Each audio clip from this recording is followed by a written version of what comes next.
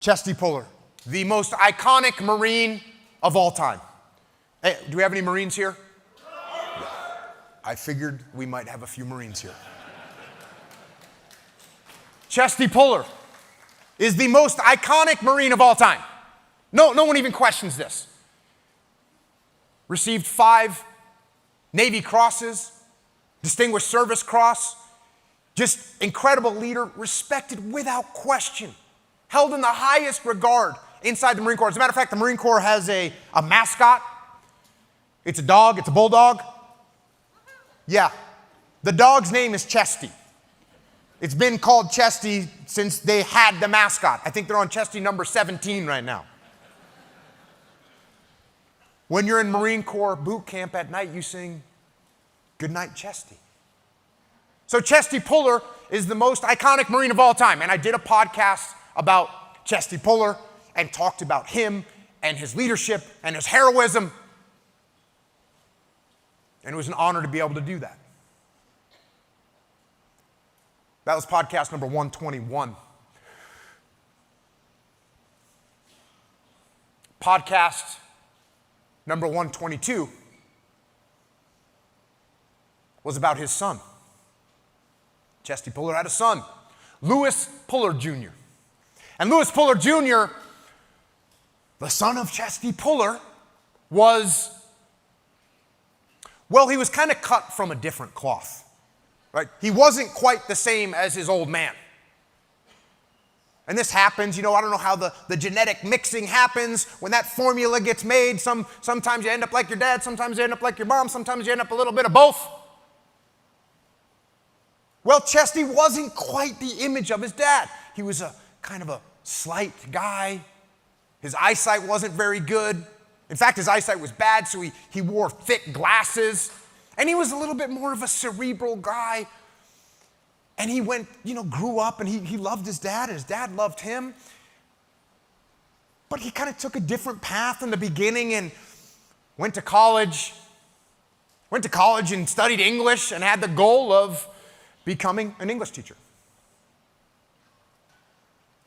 But at some juncture, he decided, hey, I'm Chesty Puller's son. I'm going to go in the Marine Corps. And that's what he did. After he got done with college, he went down to the recruiters. He had to get a waiver for his eyesight because his eyesight wasn't that good. Luckily, it seems like he knew some people. And they got him into the Marine Corps. So Chesty Puller goes in the Marine Corps. He goes to officer candidate school. He goes to the basic school. And then he reports for duty as a platoon commander. It's 1968. He goes to Vietnam. Before he goes to Vietnam, he gets married. He's got a kid coming. 3 months into his deployment, he is on a big operation. There's an enemy encounter. He engages the enemy. He turns around. He starts to run to a different location to inform people of what's happening. And he trips a booby trap with a giant explosive. He sees a big flash and a pink mist around him. And those were his legs. He ended up being gravely wounded.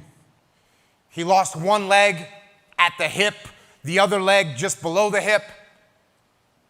His hand was mangled. Just about the only part of him that wasn't messed up was his face. But everything else was a disaster. And by some miracle, they got him off the battlefield. They were able to get that bleeding under control enough. They got him into a casualty evacuation. And he was able to make it back to America. Now, when he makes it back to America,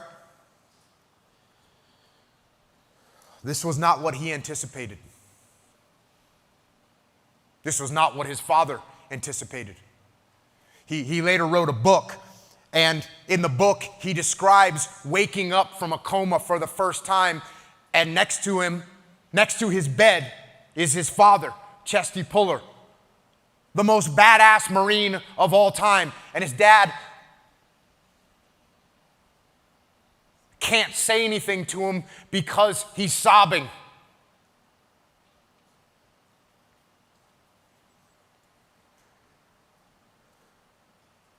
And so Lewis tries to make this work. And it's a problem. He's got his new kid. He's got his wife. He's in this terrible situation. And you look at like the old prosthetics that they would build for guys back then. They looked archaic compared to what guys get now.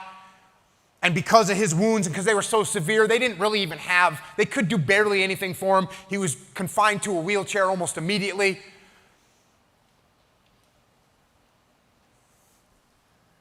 Started drinking, started taking painkillers, really went on a bad downward spiral, a terrible downward spiral.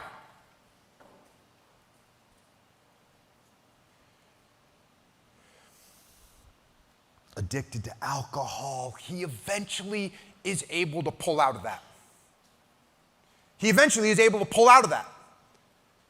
And he's able to get off the painkillers, and he's able to put the bottle down. And what really helped him do this was he started to write about it. He started to write about what he'd been through. He poured his emotions out on the page. And he ended up writing this incredible book, which is the book that I covered on the podcast. It's called Fortunate Son. And it's really uplifting as you get through this book, and he makes it through these struggles. And eventually, kind of the climax of the book is he helps with the selection and the dedication of the Vietnam Memorial, the Vietnam Memorial Wall. And he's there when they dedicate that memorial wall. And it's an amazing scene that he writes about. They go to the dedication. It's so powerful being at that wall and seeing it dedicated. He's surrounded by other Marines that were in Vietnam. And when they get done with the ceremony, they go back to a little party that they're having, or it's actually a pretty big party, and there's a bunch of Marines there. And for the first time in years, when he goes in there on his wheelchair, people aren't asking, oh, what happened to you? Because everybody knew. And instead of asking him what happened, what they said to him was, welcome home, brother.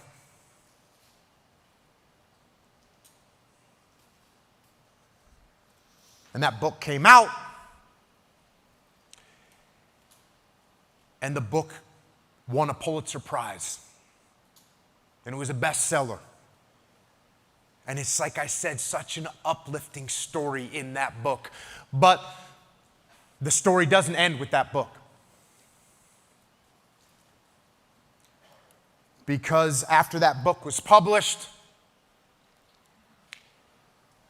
Lewis Puller actually fell down out of his wheelchair. He got injured. He went to the hospital. When he went to the hospital, they didn't really check in on his record and see that he had been addicted to alcohol and painkillers, and they gave him a bunch of painkillers. And it started that downward spiral.